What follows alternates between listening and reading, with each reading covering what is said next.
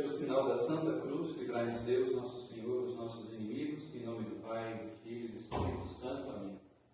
Meu Senhor e meu Deus, creio firmemente que estás aqui, que me vês, que me ouves. Adoro-te com profunda reverência. Peço-te perdão dos meus pecados e graça para fazer com fruto este tempo de oração. Minha Mãe Imaculada, São José, meu Pai e Senhor, meu anjo da guarda, intercedei por mim.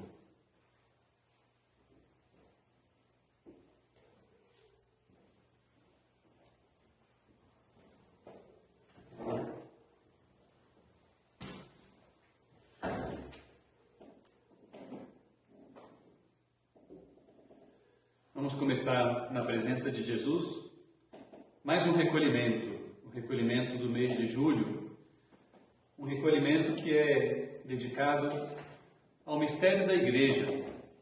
E é preciso que nós comecemos esse recolhimento considerando precisamente que a Igreja é um mistério, que tem que ser compreendido à luz da fé. Os mistérios, eles nos são revelados. A Igreja, ela nos é entregue, revelada por Deus. É um mistério divino e humano ao mesmo tempo. E eu falo isso logo no início porque é necessário que a gente comece esse recolhimento com essa disposição de entender a Igreja com o coração de Deus, com o coração de Jesus Cristo. Por isso é tão importante termos o sacrário à nossa vista, como temos agora, na verdade. A Igreja é um grande mistério, um mistério do amor de Deus. Sabe como é que a própria Igreja se define a si mesma? Ela se define assim como o mistério da comunhão dos homens com Deus e entre si, por Cristo, no Espírito Santo. É bonita essa definição da Igreja porque nela se diz tudo, né? Fala que é um mistério de amor, de comunhão. Se fala da dimensão, digamos, horizontal da Igreja, primeiro se fala da dimensão vertical, né? Mistério da comunhão dos homens com Deus. E podemos pensar na cruz, a dimensão vertical da cruz, mistério da comunhão dos homens com Deus. E depois a dimensão horizontal entre si. Mas como é que se dá essa comunhão? Não é um fenômeno humano, não é um fenômeno que os homens por si só podem alcançar.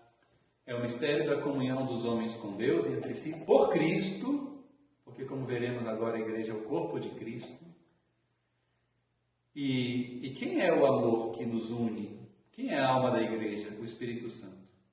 Então a Igreja é um mistério. Guarda isso. Se a gente conseguisse guardar isso, já teríamos avançado bastante, assim, porque depois você, na sua oração pessoal junto com Jesus, você pode aprofundar e meditar nessa definição, vamos chamar assim, mais do que uma definição, digamos assim, é um olhar sobre a Igreja, né? Mistério da comunhão dos homens com Deus e entre si, por Cristo, no Espírito Santo. Mas a Igreja é um mistério. E eu queria que nessa primeira meditação a gente olhasse para esse mistério e entendêssemos que a Igreja, ela é o corpo místico de Cristo, ela é o corpo de Jesus agindo na história. E existem várias formas de entender isso. Eu pensava que uma forma que pode nos ajudar é a partir de algo que foi dito por uma santa. Mas não uma santa teóloga, nem um santo teólogo, né? Um eclesiólogo, digamos assim. Aliás, na época em que essa santa disse isso, não havia nem sequer eclesiologia, assim, enquanto disciplina teológica, né? Eu estou me referindo a Santa Joana d'Arc. Eu não sei se você conhece um pouquinho da história dela. É uma jovem camponesa francesa que nasceu no início do século XV, no interior da França, precisamente quando entre o seu país e a Inglaterra havia já uma guerra que durava 100 anos praticamente. De fato ficou conhecida assim. Talvez você conheça quando estudou a história, a Guerra dos 100 Anos. E naquele momento do conflito entre a Inglaterra e a França, na própria França, muita gente achava já que a França deveria ser como que incorporada pela Inglaterra. Ou seja, pode parecer contraditório, né? Mas dentro da própria França havia, digamos assim, esse desejo de parte de muita gente. Mas esse não era o desejo de Deus. E isso só foi ser compreendido depois. A gente pode pensar assim, por que Deus não queria que a França fosse incorporada pela Inglaterra? Talvez você se lembre que dali a pouco, né, poucas décadas depois, a Inglaterra ficou protestante. Com Henrique VIII, a Inglaterra se torna um país protestante, ele se separa da Igreja de Roma. E se a França, a católica França, tivesse incorporada pela Inglaterra, possivelmente o próprio catolicismo na França ia sofrer muito, né? E a partir dali, enquanto que a França sempre foi o berço da Igreja na Europa, talvez toda a Europa, na fé cristã, católica, a Igreja em toda a Europa sofresse muito. E Deus, portanto, queria proteger a identidade da França, no fundo, para proteger a identidade da sua fé. Então havia uma questão sobrenatural de fundo. E nesse contexto surge Joana d'Arc. E só assim a gente pode compreendê-la e entendê-la. Ela é uma menina camponesa, portanto analfabeta para a época, né? Que ajudava os seus pais. Era muito piedosa, Deus certamente lhe deu esse dom da piedade. Era uma piedade que ela tinha e que ela fundamentava nos nomes de Jesus e de Maria, que era a base da oração dela, tratar o Senhor e a Santíssima Virgem chamando-os pelos seus nomes. E certamente era uma piedade que foi crescendo com a Eucaristia. E quando ela tinha 13 anos, Deus permitiu que ela fosse, na sua oração, escutando a voz de São Miguel Arcanjo. Isso foi uma coisa que ela só entendeu depois, né? E Deus mostrou para ela que aquela voz que ela escutava na oração dela era a voz de São Miguel Arcanjo, que começou a dizer coisas para ela. E ela foi, ao longo daqueles anos, entendendo o que São Miguel Arcanjo lhe dizia. E ela percebeu, quando ela tinha 17 anos, que ela tinha uma missão. Ela foi se dando conta do que era a guerra que afetava o seu país, a Inglaterra, e daquilo que isso significava para a fé, como vimos agora há pouco, né, da Igreja na França. E ela entendeu que ela tinha uma missão. Era uma missão de que ela tinha que impedir que a Inglaterra anexasse a França, que a França fosse anexada pela Inglaterra. Mas isso por causa da fé, não era uma questão meramente política, né? Sobretudo, ela sofria porque via entre os próprios franceses, também entre muitos eclesiásticos franceses, em particular os da Universidade de Sorbonne, que era então uma universidade eclesiástica, na frente dela havia um bispo, né? Ela via entre essas pessoas como que esse desejo de que de fato a França fosse anexada pela Inglaterra e no fundo, e por que eles queriam isso? A gente pode entender, nossa, como é que... Porque aí sim, era uma questão política talvez, né? Porque eles não estavam contentes com a dinastia que reinava na França e eles achavam que ficariam melhor governados, né? Se fossem governados pelos reis da Inglaterra. Mas a gente não entra aqui nessa questão política, né? Você pode aprofundar depois na história. Para a gente interessa o que está em jogo do ponto de vista da fé e da história da Igreja. Joana d'Arc entendeu que aquela incorporação da França pela Inglaterra não seria boa para a Igreja naquele momento, né? E que ela tinha uma missão de libertar o seu povo, para libertar a fé. Ou melhor, proteger a fé. Libertar o povo e proteger a fé. E ela faz uma viagem de 600 quilômetros a cavalo. Imagina, estamos falando aqui de uma menina no início do século XV, na França, analfabeta, camponesa, pobre, que viaja para encontrar-se com o rei, e dizer para ele, olha, eu tenho uma missão da parte de Deus. Vai até Paris, né? Atravessa 600 quilômetros a cavalo, que aí a gente já começa a ver de fato um pouquinho da imagem que a gente conhece da Santa Joana d'Arc guerreira, né? Para encontrar-se com o rei, que na verdade, né, ela sabia que não era o rei verdadeiro, porque era um rei que não tinha sido assim coroado assim devidamente, não tinha sido consagrado, né? Então ela o chamava o Delfim, não o rei propriamente. Depois sim, quando ela consegue cumprir a missão dela, ela vai saber que ele é o rei, que transmite ao filho dele, né? O Carlos VII, o reinado sobre a França. Mas naquele momento o Carlos VI, né, a quem ela vai falar, ela o chamava o Delfim, porque ela sabia também que não era um autêntico rei, mas era quem governava na França. E ela vai falar para ele. Então você pode imaginar a cena: uma menina de 17 anos que se apresenta, né, vem do interior da França a cavalo. Ela tem uma missão da parte de Deus, né? Logicamente o intuito inicial dele foi de não dar-lhe ouvidos, mas ela insiste. E ele então a coloca assim, sob prova. Pede para os teólogos da Universidade de Sorbonne interrogá-la, para ver se não havia nela alguma contradição, alguma heresia, mesmo do ponto de vista teológico, porque aí ele já descartaria. Ela é interrogada, e sendo uma menina simples, analfabeta, ela é interrogada por teólogos que não conseguem descobrir nela nada de errado, nada de equivocado. E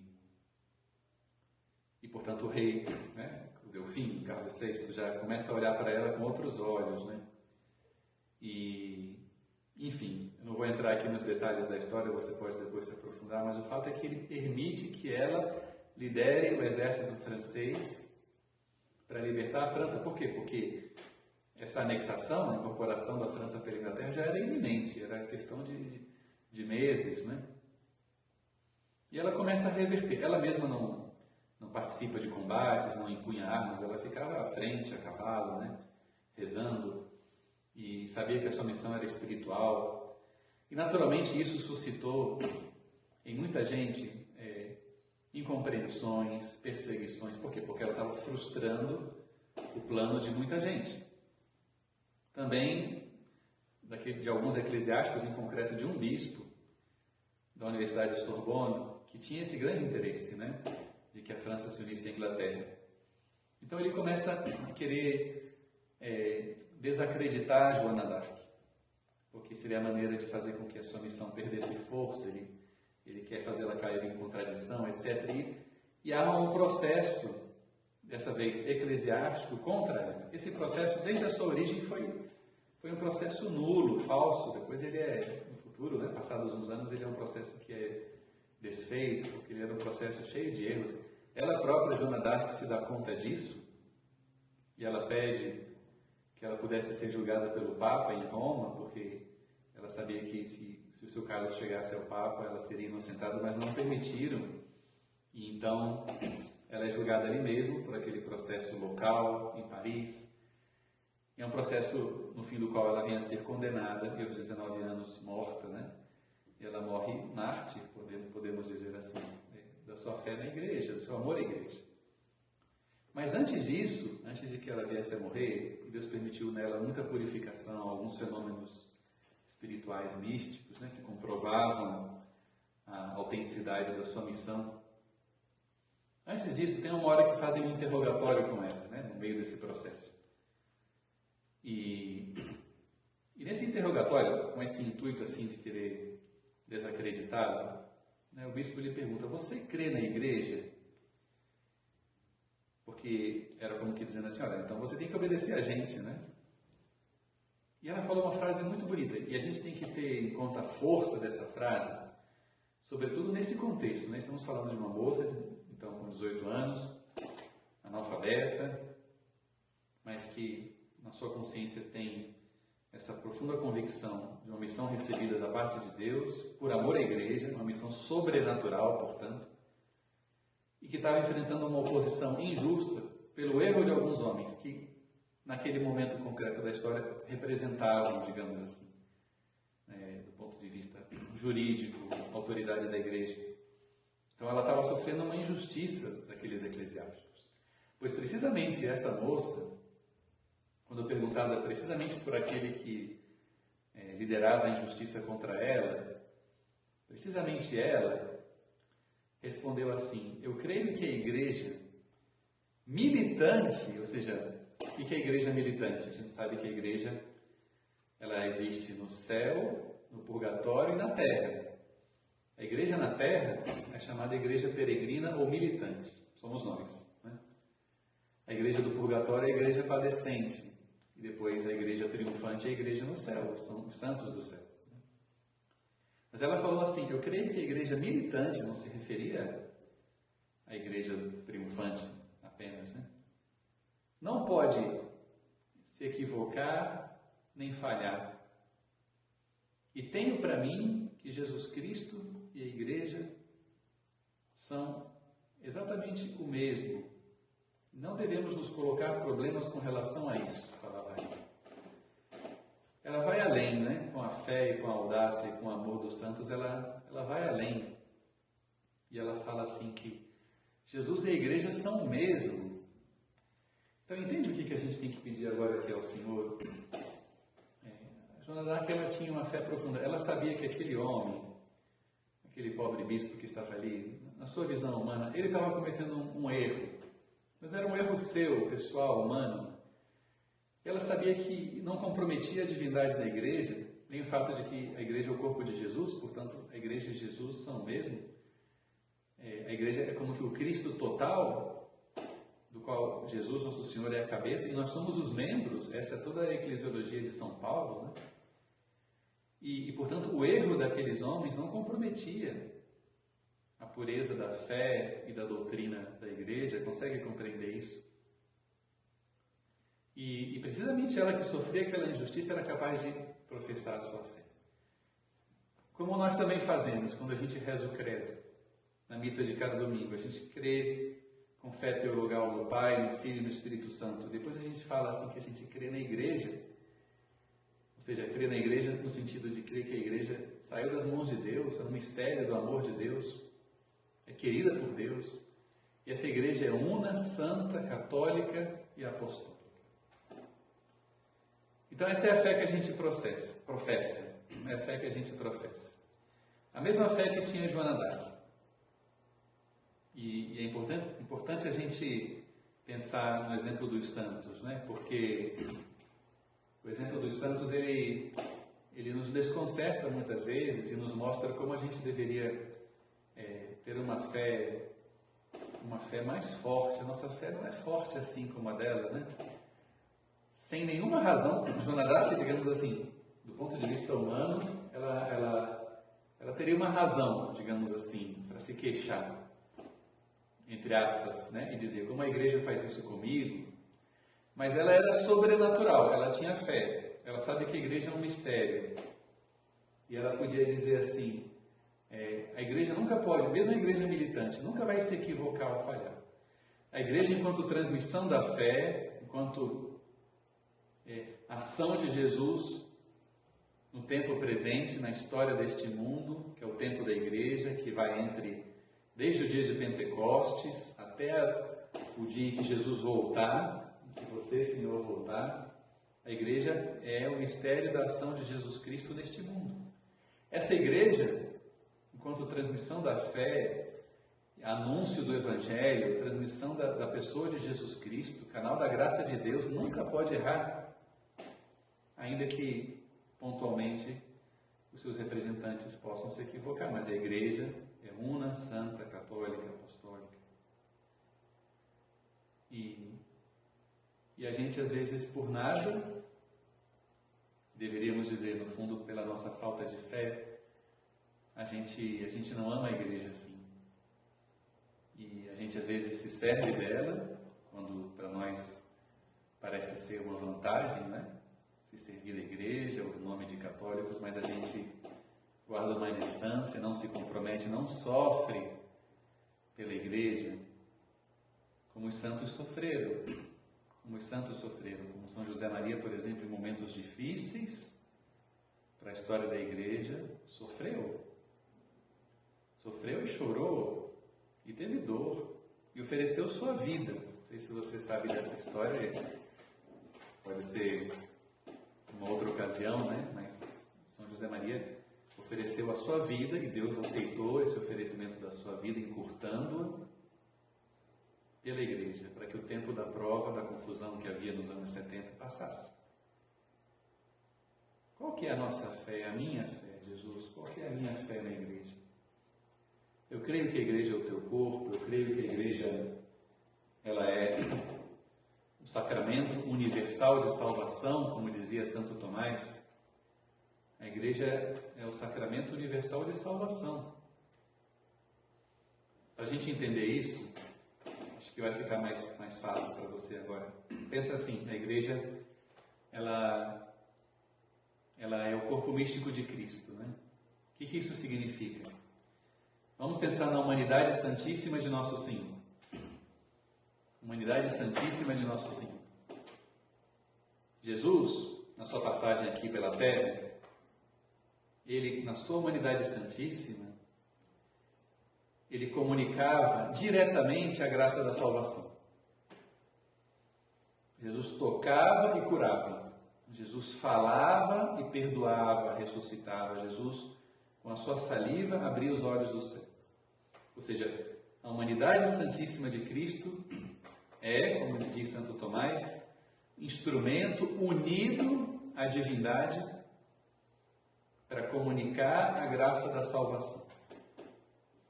Esse Jesus, que padeceu, morreu e ressuscitou, ascendeu aos céus. Então a sua humanidade santíssima não está mais aqui presente neste mundo, não é verdade? Ascendeu aos céus. A gente vai abraçá-lo também nós, no nosso corpo glorioso, quando a gente chegar no céu.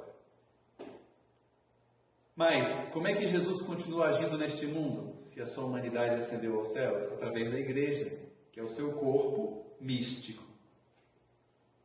A igreja se faz, portanto, um sacramento, um sinal universal de salvação. Aquela graça que nos era comunicada diretamente pela humanidade santíssima de Nosso Senhor, agora nos é comunicada pelos sacramentos da igreja. E assim como a humanidade de Nosso Senhor, ela é um instrumento unido à divindade para comunicar a graça da salvação, os 7 sacramentos da igreja, Santo Tomás ensina que eles são como que instrumentos separados da divindade para comunicar a graça da salvação. O que é um instrumento separado? Tem um exemplo muito fácil de entender, que é o martelo. Ou melhor ainda, acho que é mais bonito, né? Um pintor e o pincel. Pensa num pintor pintando o quadro. Quem que pinta o quadro? O pintor, mas ele precisa de um instrumento, que é o pincel. O pincel é como que o sacramento. Ou o martelo para pregar um prego. Né? Quem que prega o prego? A pessoa. Né? Ou seja, quem que dá a graça da salvação? Jesus, sempre. Mas através do martelo, do pincel, que é o sacramento, é o canal da graça. É um sinal sensível que causa a graça. É um instrumento necessário. A igreja tem 7 sacramentos. Ela inteira é um sacramento universal de salvação. Nós podemos pensar também nessa imagem bonita que é um prisma. Imagina a luz do prisma que se abre em 7, né? Um raio de luz que passando por um prisma se abre em 7 cores, né? A igreja é esse prisma que, digamos, recebe a graça de Deus, do Espírito Santo, que é a alma da igreja, e se abre em 7 sacramentos e nos comunica a graça da salvação. Então, isso tem que fazer crescer a nossa fé. Tem que nos fazer pensar um pouco e fazer crescer a nossa fé. Porque nos faz olhar para a igreja como um mistério, mas é um mistério que nos foi dado. É um mistério que nasce do amor de Deus e que nasce também do amor da Virgem Maria. São Cipriano falava que não pode ter a Deus por pai quem não tem a igreja por mãe. E ter a igreja por mãe significa ter também Nossa Senhora por mãe. Porque ela é a mãe da igreja. E por que ela é a mãe da igreja? Porque a igreja nasceu do seio dela. E como é que a igreja nasceu do seio de Maria? Então é bonito pensar também no contexto dessa primeira meditação, pensando na igreja como o corpo de Jesus. Quando que a igreja começou a existir? Em Nazaré, no dia da Anunciação. Quando Nossa Senhora disse sim ao anúncio do anjo da parte de Deus e concebeu, por obra do Espírito Santo, Jesus no seu seio, naquele instante estava nascendo a igreja. Mais que nasceu, ela estava começando a ser gestada, começou a existir dentro do seio de Maria. Porque já havia no coração dela toda a fé, havia a primeira discípula. E o corpo místico de Jesus, porque Jesus estava no seio de Maria, mas Nossa Senhora já era membro do corpo místico de Cristo, né? O membro mais excelso, mais perfeito. E a igreja, à medida que Jesus crescia, a igreja crescia, e Jesus veio à luz, o Verbo se fez carne, né? Habitou entre nós. E a igreja também foi crescendo, sempre do seio de Maria, ela é a mãe da igreja. E teve um momento importantíssimo, que foi quando Jesus ele escolheu uma pedra sobre a qual a igreja se apoiaria durante todos os tempos, até o fim dos tempos. Lembra? Quando Jesus perguntou para os apóstolos, quem dizem os homens que eu sou? E eles foram falando lá em Cesareia de Filipe, às margens do Mar da Galileia. Jesus, olha, uns dizem que é João Batista, outros dizem que é Elias, outros dizem que você é um dos profetas, né? Mas aí Nosso Senhor perguntou para ele, bom, mas e vós? Quem dizeis que eu sou? E aí Pedro, que era a fé, movido pelo Espírito Santo, se adianta e diz, Jesus, tu és o Cristo, o Filho do Deus vivo. E Nosso Senhor disse para ele, bem-aventurado és tu, Simão, filho de Jonas, porque não foi a carne nem o sangue quem te revelou isso, mas o meu Pai que está nos céus. E eu te digo, tu és Pedro. Muda, né? Bem-aventurado és tu, Simão, mas agora diz, tu és Pedro, rocha, pedra. E sobre esta pedra eu edificarei a minha igreja e as portas do inferno não prevalecerão contra ela. Tudo que ligares na terra será ligado nos céus, tudo que desligares na terra será desligado nos céus. Olha a fé que tinha Joana d'Arc. A igreja não pode se equivocar. E Jesus promete isso para Pedro, e fala que as portas do inferno não prevalecerão contra ela. E no fundo, a igreja, como o corpo místico de Jesus, é a maneira que o Senhor tem de cumprir a sua promessa. Eis que eu estarei convosco todos os dias, até o fim dos tempos. E aí Santa Joana d'Arc nos diz, né? Para mim, a igreja e Jesus são o mesmo. Mas muito bem, a igreja teve esse momento bonito, né? Quando tem em Pedro o seu fundamento, mas a igreja depois tem momentos muito fortes. Um deles, na verdade, os dois se dão no cenáculo. O primeiro é a instituição da Sagrada Eucaristia. Na Quinta-feira Santa, o organismo da igreja, que está sendo gestado no seio de Maria, passa a ter um coração, que nem a criança no seio da sua mãe. Tem um momento em que o coração começa a bater, né? Do bebê ainda no ventre. Quando é que o coração da igreja no ventre de Maria começa a bater? Quando Jesus institui a Eucaristia. A Eucaristia, o sacrário, é o coração da igreja, desse corpo místico. Mas depois, se ela está sendo gestada no seio de mamãe, ela tem que nascer. Quando é que a igreja nasce? Nasce no dia de Pentecostes. E olha que coisa bonita. Novamente do seio de Maria, novamente pela ação do Espírito Santo. Você lembra, né? Jesus já tinha ascendido aos céus, mas tinha prometido que enviaria o Paráclito. E a igreja, representada ali pelos apóstolos, estava reunida em torno a Maria. Então, no seu útero espiritual, né, no qual estavam contidos os apóstolos, novamente desce o Espírito Santo sobre ela, como em Nazaré, no dia da Anunciação, e faz o parto da igreja. A igreja nasce, as portas do cenáculo se abrem, os apóstolos perdem o medo e começam a ser igreja, transmitir a fé, anunciar o Evangelho, falar de Jesus Cristo, administrar os sacramentos. A igreja nasce como mãe fecunda. Naquela sua primeira hora de existência, ela teve 3.000 filhos, os 3.000 batismos que foram realizados. Viu como Nossa Senhora é a mãe da igreja? Viu como ela é o corpo de Cristo? Viu como a Eucaristia é o seu coração? Viu como o Espírito Santo é a sua alma? Viu como nós, eu e você, somos filhos da igreja, membros seus unidos, e ela, portanto, é nossa mãe? Vamos pedir a Jesus que a nossa fé, a igreja, aumente. Vamos pedir ao Senhor que seja assim. Então vamos terminar agora a nossa meditação, pedindo ao Senhor que a nossa fé cresça, né? E vamos fazer o exame de consciência, pedindo também a Jesus que saibamos ter essa delicadeza de amor.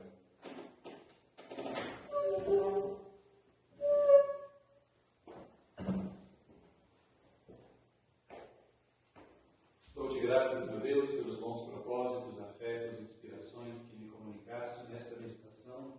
Peço-te ajuda para os pôr em prática. Minha Mãe Imaculada, São José, meu Pai e Senhor, meu anjo da guarda, interceder por mim.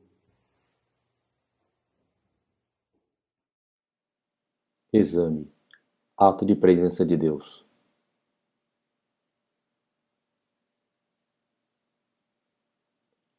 Sei ver a Igreja com olhos de fé, tal como Deus a vê, como instrumento da presença misteriosa, mas real, de Cristo e da sua ação redentora no mundo.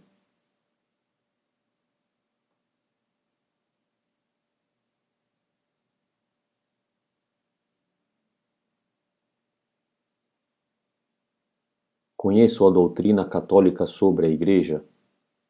Tenho noções claras sobre a história da Igreja. Conheço bem a maravilhosa riqueza das vidas dos santos, que refletem em suas vidas o caráter divino da Igreja.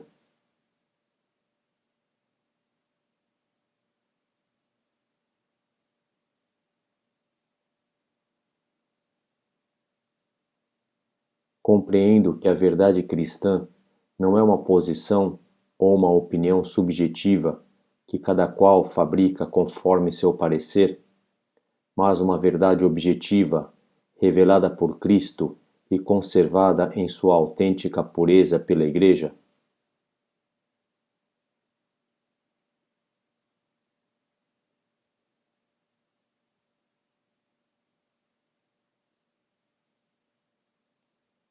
Estou convencido de que uma vida cristã sem a Igreja seria uma falácia, um engano que nos afastaria da luz da verdade e das fontes de vida que são os sacramentos.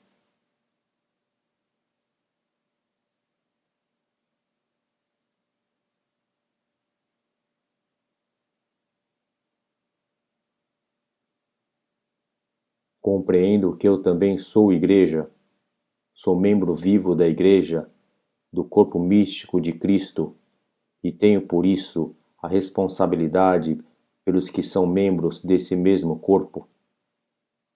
Sou consciente do dever que tenho de rezar, de ajudar os outros, de fazer apostolado.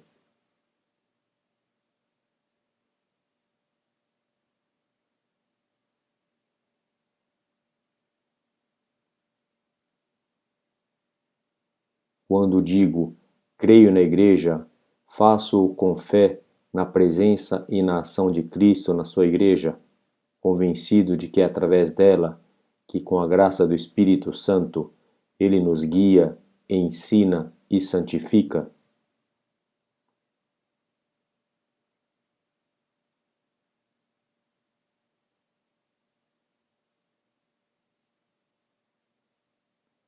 Rezo pelo Papa, sucessor de Pedro e vigário de Cristo na terra. Que iniciativas tenho para dar a conhecer os seus ensinamentos? Defendo-o serena e inteligentemente quando o criticam e procuro desagravar?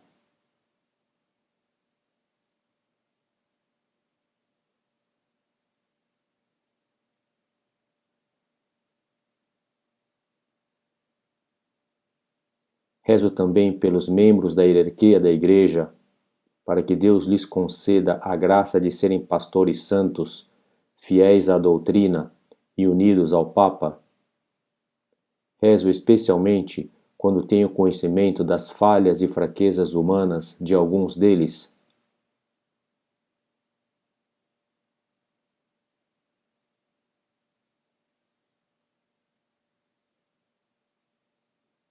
Procuro que o meu lar, como o dos primeiros cristãos, seja uma igreja doméstica, caracterizada pelo amor a Cristo, o amor à Igreja e ao Papa, e as virtudes e as devoções cristãs.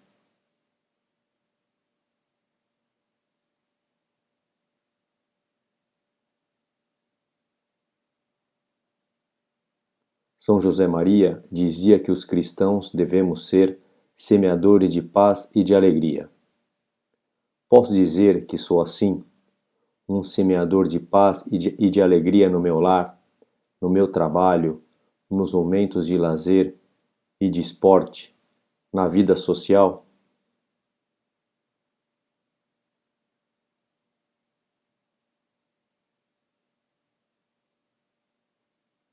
Penso em propósitos concretos com que possa ajudar a difundir alegria, otimismo e bom humor entre os outros.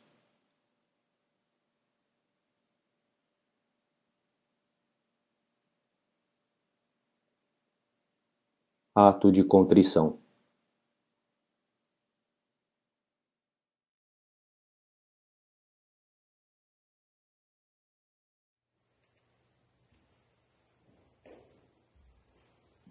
Pelo sinal da Santa Cruz, livrai-nos Deus, nosso Senhor, dos nossos inimigos, em nome do Pai, do Filho e do Espírito Santo. Amém. Meu Senhor e meu Deus, creio firmemente que estás aqui, que me vês e me ouves. Adoro-te com profunda reverência. Peço-te perdão dos meus pecados e graça para fazer com fruto este tempo de oração. Minha Mãe Imaculada, São José, meu Pai e Senhor, meu anjo da guarda, intercedei por mim.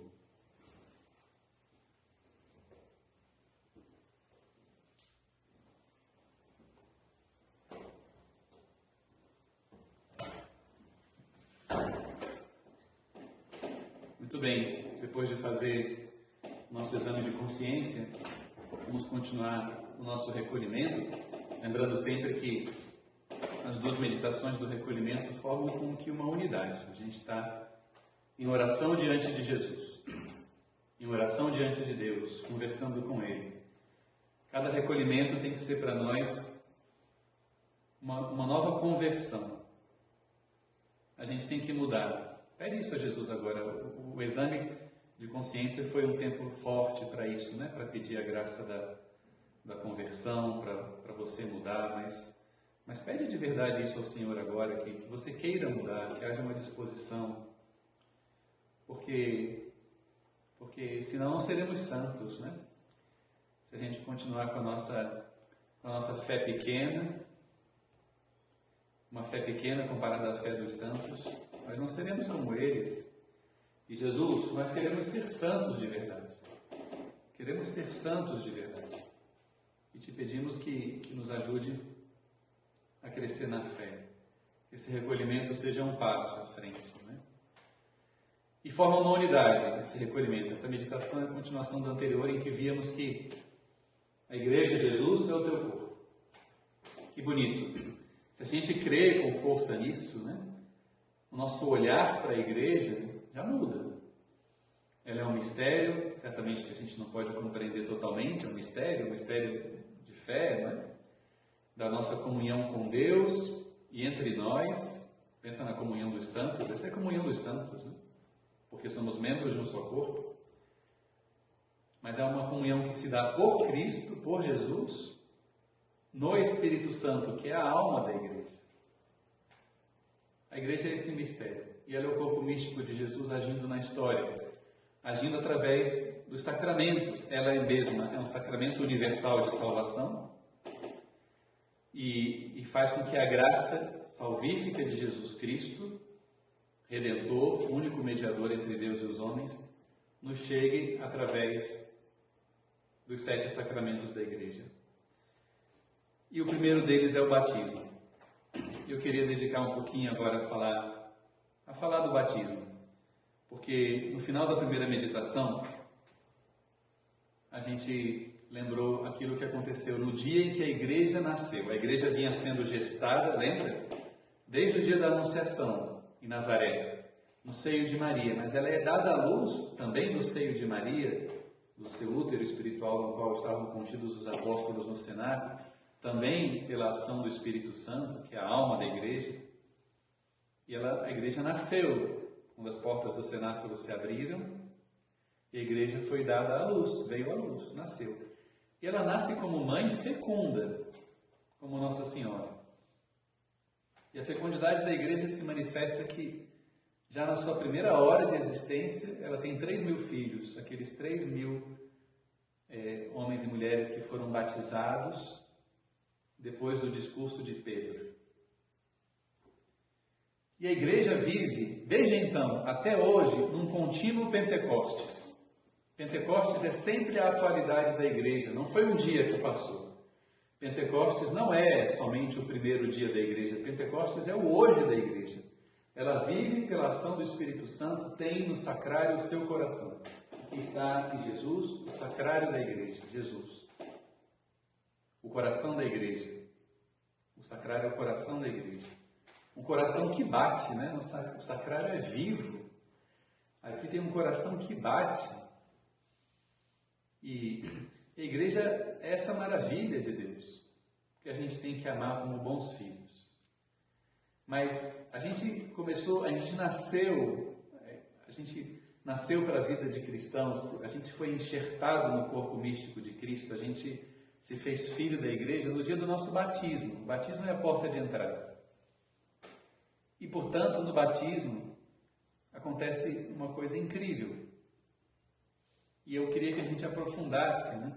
Porque muitas vezes acontece que a gente pensa no nosso batismo como algo que aconteceu no passado e pronto. E é uma grande pena, porque isso nos faz perder muito do que o batismo significa. Muito. O batismo é uma força presente. Ele tem uma força atual. Assim como a igreja vive continuamente do Pentecostes, também o cristão ele vive continuamente do seu batismo. Nós somos ramos que fomos enxertados numa videira, que é Cristo. A gente recebe como vida a sua seiva, que é a graça. E o batismo é essa raiz fecunda, esse enxerto que foi feito. No batismo a gente nasceu de novo, a gente se fez como Jesus. O batismo, por isso a gente não pode atrasar o batismo de uma criança, né? Porque ali, olha, lhes são perdoados todos os pecados, o pecado original e pecados pessoais, caso a pessoa já seja adulta, né? A pessoa é feita filha de Deus, membro da igreja, recebe as virtudes teologais, a fé, a esperança e a caridade, os dons do Espírito Santo. Que parece pouco, é lógico que isso vem como semente, como germe de algo que tem que crescer pela fé e pela graça dos sacramentos, mas está tudo ali. O batismo é essa porta de entrada que nos permite ser igreja. Ser igreja. Eu sempre me lembro de uma história, talvez você conheça também, que nos ajuda a entender a história da igreja no Japão, um país que a gente tem que amar tanto, pelo qual a gente tem que rezar tanto. Você sabe que a fé no Japão, ela começou com a pregação de São Francisco Xavier, que foi enviado àquele país por Santo Inácio, no século XVI. E ele chegou lá, ficou 10 anos pregando o Evangelho, anunciando Jesus Cristo, transmitindo a fé. O que é, repito, a vida da igreja. Pentecostes. Pentecostes é anunciar Jesus Cristo, pregar o Evangelho, transmitir a fé. O que São Francisco Xavier fez no século XVI no Japão é o mesmo que Pedro fez no dia 1 da igreja, no dia de Pentecostes, né? Naquele domingo, 50º dia depois da Páscoa.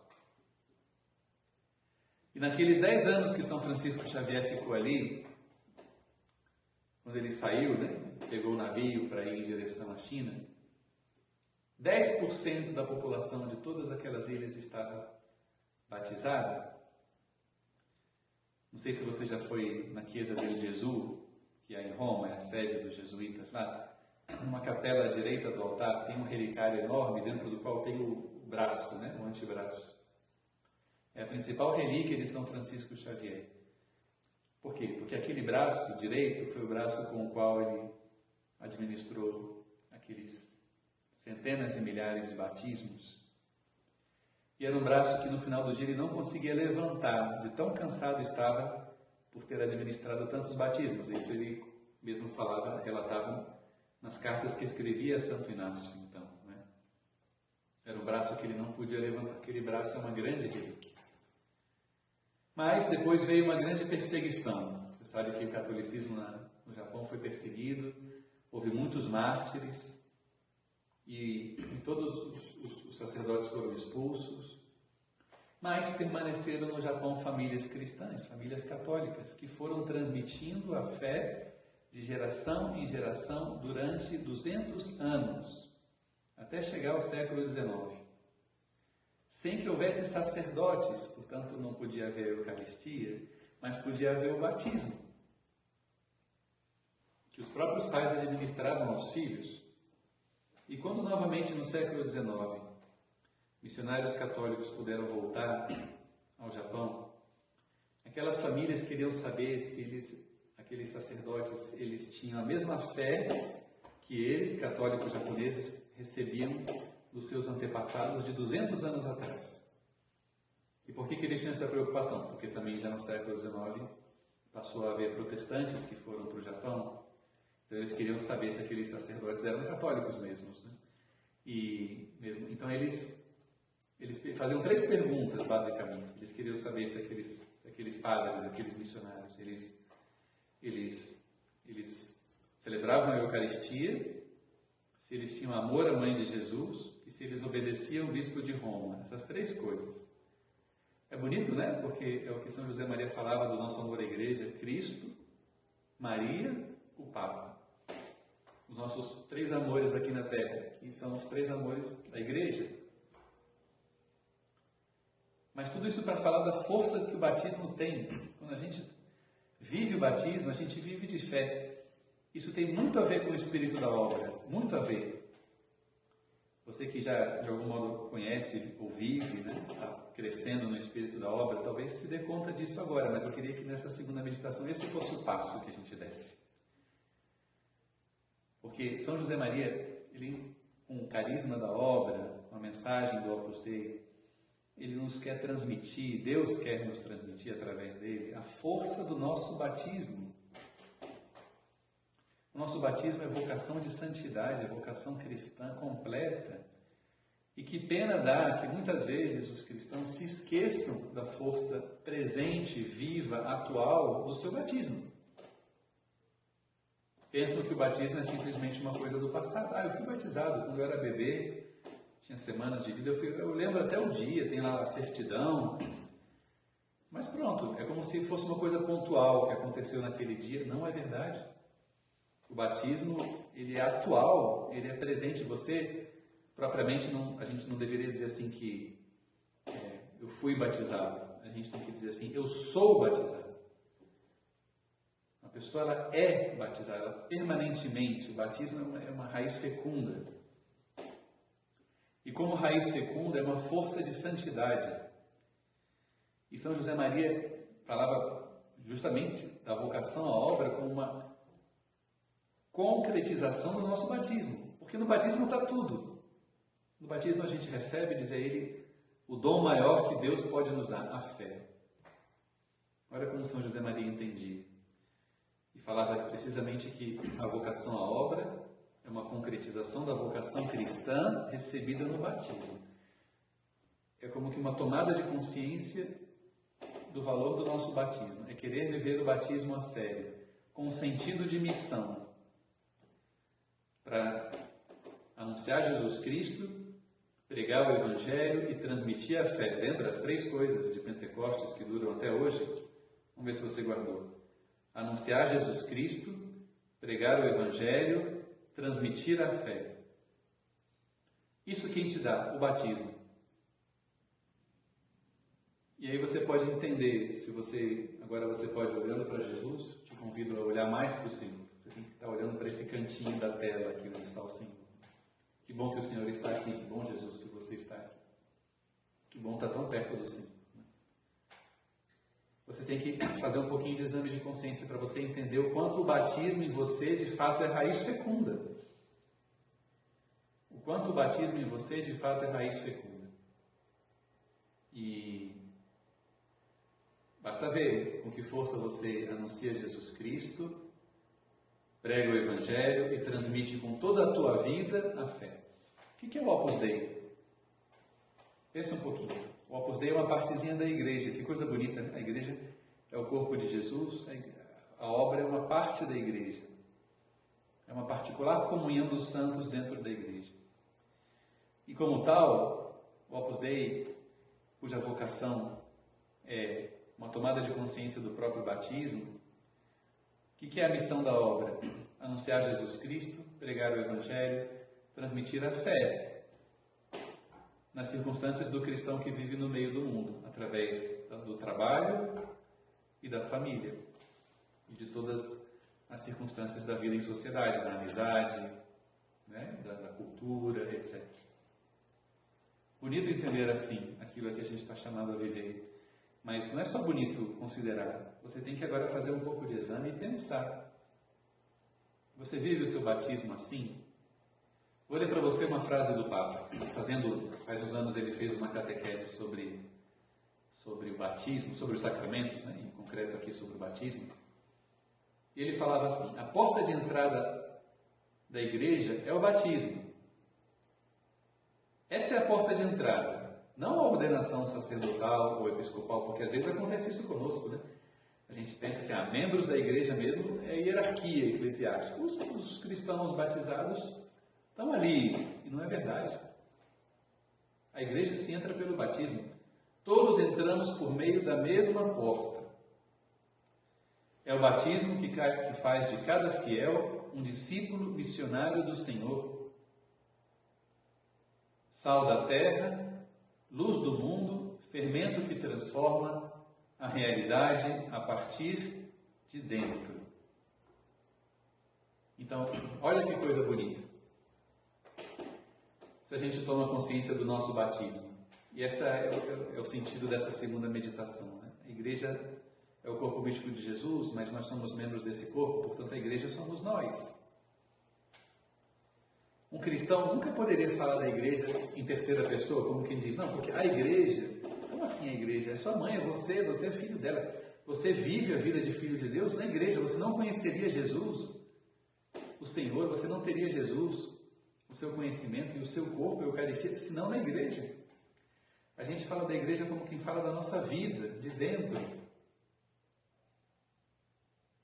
Isso é o sentido do nosso batismo.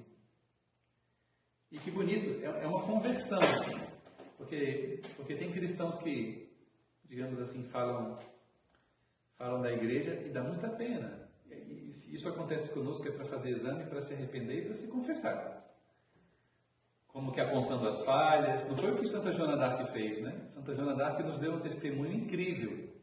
Ela estava sofrendo objetivamente uma injustiça, um erro de um representante da igreja, era um erro pessoal dele. E ela dizia, eu creio que a igreja nunca pode, a igreja é militante, nunca pode falhar nem errar. E creio que a igreja e Jesus são o mesmo. E ela estava sofrendo uma injustiça. Ela poderia dizer, puxa, como é que a igreja faz isso comigo? E a gente que não tem motivos para dizer isso, a gente se queixa. A gente não, no fim das contas, a gente não olha, não sabe olhar para a igreja com olhos de fé. A igreja é um mistério. É um mistério de fé, a gente tem que olhar com os olhos da fé, não como um fenômeno meramente humano, social. Tem gente que olha para a igreja como uma agrupação social. É preciso pedir a Jesus que a gente saiba olhar para a igreja com os olhos da fé. E assim amá-la, e assim defendê-la, e assim ser filhos dela, e assim entender a força do nosso batismo, e assim, como dizia o Papa, ser sal da terra, luz do mundo, fermento que transforma a realidade a partir de dentro. São José Maria não podia ser diferente. Gostava muito de utilizar-se dessas imagens para falar da nossa vocação cristã. Sal da terra, luz do mundo, fermento no meio da massa. Vamos utilizar nós também, agora, nesse momento do nosso recolhimento. Isso aqui, Jesus nos fala precisamente no Sermão da Montanha. Depois de ter anunciado as bem-aventuranças, Jesus fala essa expressão, vós sois o sal da terra. E está falando para quem? Só para os 12 apóstolos? Não. Está falando para aquela multidão de milhares de mulheres e de homens que estão ali com ele, recebendo o Evangelho. E para cada um deles, o Senhor fala, vocês, cada um de vocês é o sal da terra. Vocês, cada um de vocês é a luz do mundo. Vocês, cada um de vocês é fermento no meio da massa. Ou seja, eu, você. É luz do mundo, sal da terra, fermento no meio da massa. E o que significa ser isso? Jesus ele se valia de imagens muito gráficas, né? Exemplos muito claros, concretos, para fazer-se entender. O sal, ele tem um valor inestimável. O sal, ele era fundamental porque ele preservava o alimento da corrupção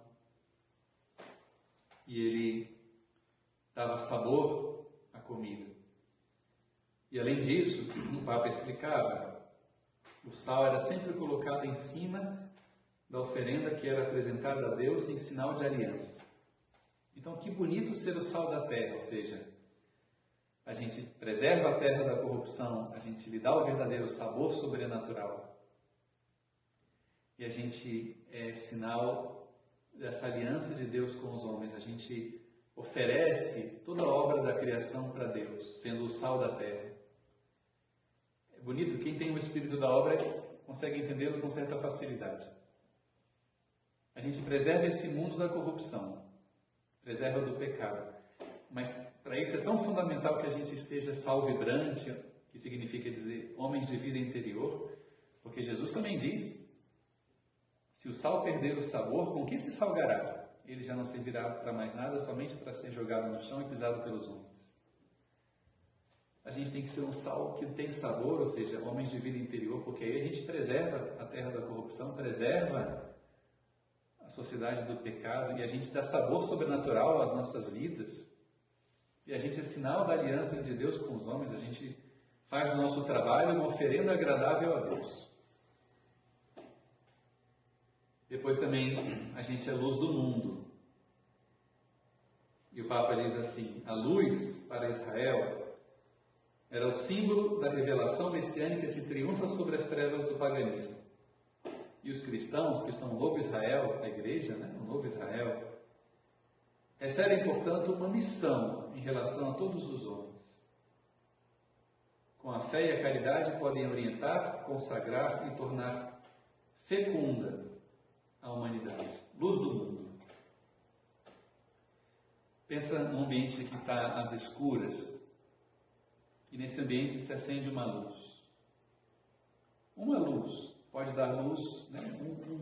Nosso Senhor fala, acaso se acende uma luz, um candeeiro, para colocar debaixo da mesa, ou se coloca sobre o alto da casa para que ilumine todos os que entram ali.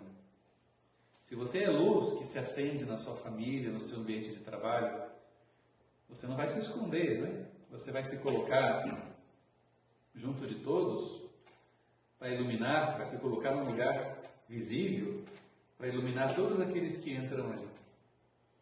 E você vai permitir a todos caminharem à luz do dia para Deus, ver a verdade da vida. Você vai dar luz e calor. Olha o que diz o Papa. Todos nós batizados somos discípulos e missionários. E estamos chamados a tornarmos no mundo um evangelho vivente. Com o sal, viveremos uma vida santa, daremos sabor aos diversos ambientes e o defenderemos da corrupção. Como luz, levaremos a luz de Cristo com testemunho de uma caridade genuína. E assim a gente vai poder ser também o fermento no meio da massa. Um pouquinho de fermento leveda toda a massa. Às vezes a gente pode pensar assim, padre, mas quem sou eu, né? Você já viu a quantidade de sal que se põe num prato? E um pouquinho de sal é suficiente para dar sabor a todo o alimento. Uma lâmpada que se acende ilumina todo o ambiente. Um pouquinho de fermento leveda toda a massa. Você não pode se desculpar e dizendo, quem sou eu sou apenas um. Olha, você é luz, sal, fermento. Você é Jesus. Você faz parte do único corpo de Jesus que é a igreja. Você é batizado. Você tem a fé. Você anuncia Jesus Cristo, prega o Evangelho e transmite a fé. Por quê? Porque você tem um mandato missionário que te foi dado no batismo. E você dá vida, como fermento, você dá a vida, a verdadeira vida de toda a sociedade. que são os cristãos. Os cristãos estão no meio da sociedade como aqueles que lhe dão a vida. Então vamos pensar um pouquinho nisso. Vamos pensar que de verdade nós temos essa missão, né? Que a gente não pode fugir dessa missão. A gente não pode pensar que isso é para os outros, né? Seria um defeito muito grande na vida dos cristãos a gente pensar assim, bom, mas isso é para os demais, isso não é para mim. Eu queria que o fruto dessa segunda meditação e do recolhimento como um todo fosse precisamente esse. Você se dá conta da grandeza da tua vocação cristã recebida no dia do teu batismo. Pensando no batismo como uma força atual, viva, presente. Assim como a igreja vive do Pentecostes, pensa um pouquinho nisso. Você vive do teu batismo. E o teu batismo, portanto, é uma raiz fecunda. Você não foi batizado apenas, você é batizado. E o teu batismo é continuamente uma força que reclama dar vida, gerar vida. O cristão ele é sempre missionário, como diz o Papa. O batismo nos faz homens com sentido de missão, né? E assim como a igreja nasceu no Pentecostes como mãe fecunda, você, quando foi feito filho da igreja no dia do teu batismo, você também tem uma paternidade espiritual para exercer. Pensa no apostolado que a gente tem que viver e que a gente aprende com a mensagem de São José Maria. Pensa um pouquinho nisso. Então, cada um de vocês agora pode ir tirando, digamos assim, as próprias conclusões, né? Vamos nos aproximando do fim desse recolhimento e vamos deixar tudo isso nas mãos de Nossa Senhora. Na primeira meditação eu falava que Santa Maria é mãe da igreja. Tanto é assim, e tanto é verdade que a igreja nasceu no dia de Pentecostes, que você sabe que faz uns anos o Papa Francisco ele criou uma festa na igreja, a festa de Santa Maria, mãe da igreja. Quando é que se celebra essa festa? No dia seguinte é o de Pentecostes, na segunda-feira seguinte é o domingo de Pentecostes. Porque no domingo de Pentecostes a igreja nasce do seio de Maria e na segunda-feira a gente celebra a maternidade mariana da igreja. Nossa Senhora é a mãe da igreja. Ela é a nossa mãe, né? Se algumas vezes fica difícil para nós, né, amar a igreja como a gente deveria, pede ajuda a Nossa Senhora. Se a Jesus se vai e se volta por Maria, e se a igreja é o corpo de Cristo, ela e Jesus são um só, como diz Santa Joana d'Arc, a igreja a gente aprende a amar com o coração de Maria. Ela é o tipo perfeito da igreja, né? Ensina a fé católica. Se a gente ama a Nossa Senhora, a gente ama a igreja e vice-versa. Vamos pedir à Santíssima Virgem, deixando esses propósitos todos aqui junto do sacrário, que é o coração vivo da igreja que bate, para que a gente ame mais a igreja, sendo bons filhos seus.